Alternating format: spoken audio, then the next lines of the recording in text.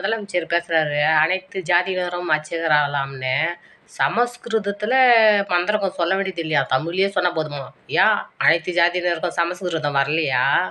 சமஸ்கிருதம் வாயில நுழையலையா? ம். அதனால சமஸ்கிருதத்துல சொல்ல தேவையில்ல. தமிழ்ல சொன்னா போதும் சொல்லுவீங்களா? ஆ? அனைத்து ஜாதியினர் அர்ச்சகரா யார் கேட்டா?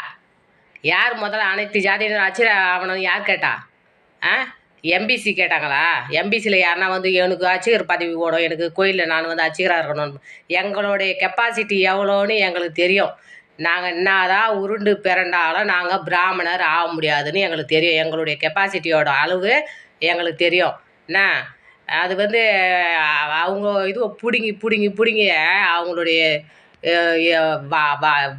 வாழ்க்கையை நாசம் பண்ணுற மாதிரி அனைத்து ஜாதியினரும் அர்ச்சகராகலாம்னா ஏன்னா கத்திரிக்காய் முருங்காய் வாங்க வாங்க ஒரு ரூபா கத்திரிக்காய் ஒரு ரூபா முருங்காய் வாங்க வாங்க வாங்கன்ற மாதிரி இருக்குதே நீங்கள் சொல்கிறத பார்த்தா.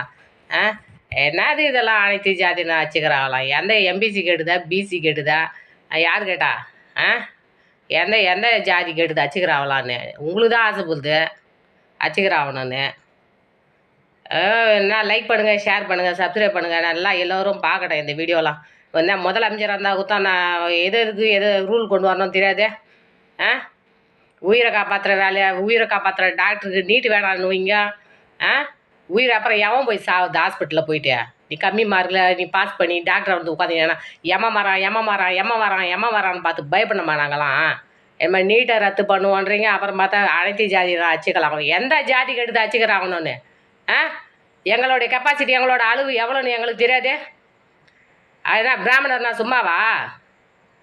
ஆ கடவுளுக்கு அடுத்தபடி பிராமணர் அவங்கன்னா அவங்கள சும்மா எதனா சொல்லினே இருப்பீங்களா? அனைத்து ஜாதினா அர்ச்சகர் ஆகலாம். நாங்களாம் வந்து கேட்டோம் பாரு, எங்களுக்கு அர்ச்சகராக ஓணும். பூனைக்கு மாலை போட்ட மாதிரி சொல்லிக்கினே அப்போ பாரு. லைக் பண்ணுங்கள், ஷேர் பண்ணுங்கள்.